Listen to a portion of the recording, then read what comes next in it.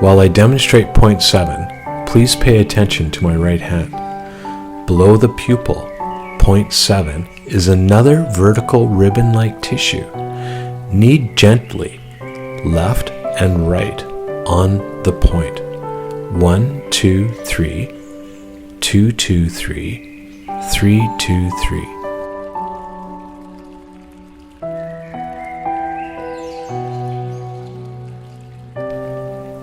Point 7.